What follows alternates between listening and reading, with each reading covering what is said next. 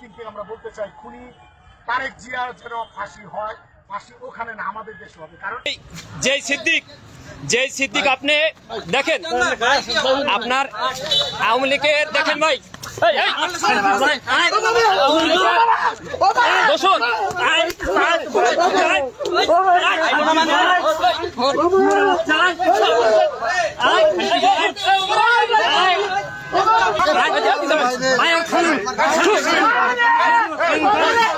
এই জনগণ ধরে দেখেন এই জনগণ ধরে আমরা হাবিবুল্লাহ বাহার ছাত্রদল, আমি সাইফুল ইসলাম এবং বিকাশ সহ এখানে আপনার জগন্নাথের ছাত্রনেতা বাসেদ ভাই এবং বিশেষ করে আপনার ছাত্র দলের কেন্দ্রীয় সংসদের যুগ্ম সম্পাদক আপনার সে ধরে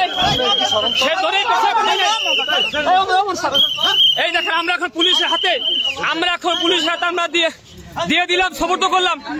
আওয়ামী লীগের আস্থানা এই বাংলায় হবে না।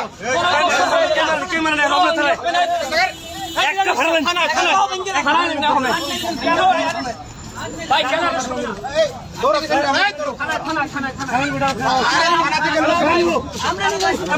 ভাই আমরা থানা নিয়ে যাবো তো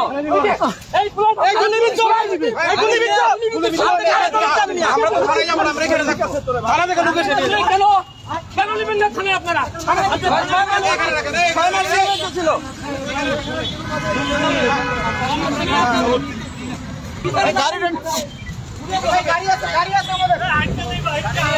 রমনা আড়া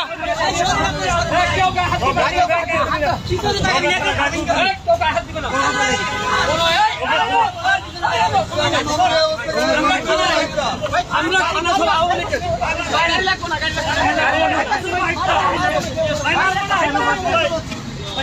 লীগের কোনো ছাড় হবে না।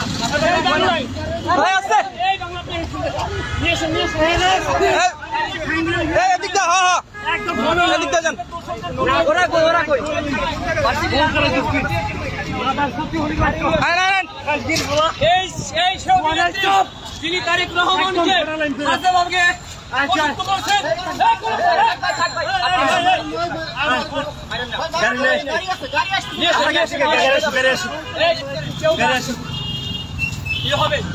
আওয়ামী লীগের কোন দোষর যে আওয়ামী লীগের আপনার জানেন বৈষম্য আন্দোলনে বৈষম্য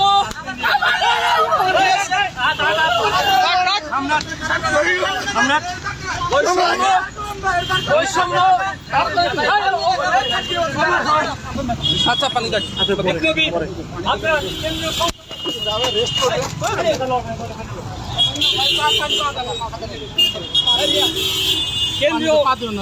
কেন্দ্রীয় সংসদের আপনার যুগ্ম সম্পাদক জগন্নাথ বিশ্ববিদ্যালয়ের আপনার সাবেক ছাত্রনেতা বাসেদ ভাই তার মাধ্যমে আমরা তাকে ধরা হয় ভাই।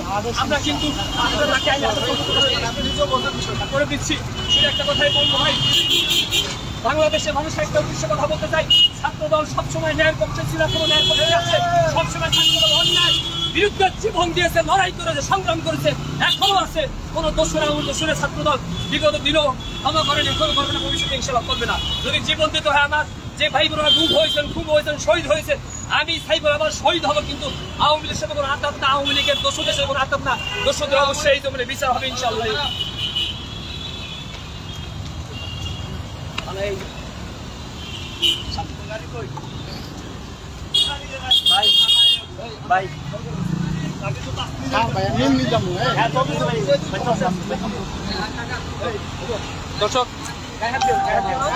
দর্শক আপনারা দেখতে পাচ্ছেন আওয়ামী লীগের একজন দালাল সিদ্দিককে আমরা ছাত্র জনতা হাতে পেয়ে পুলিশে হস্তান্তর করছি।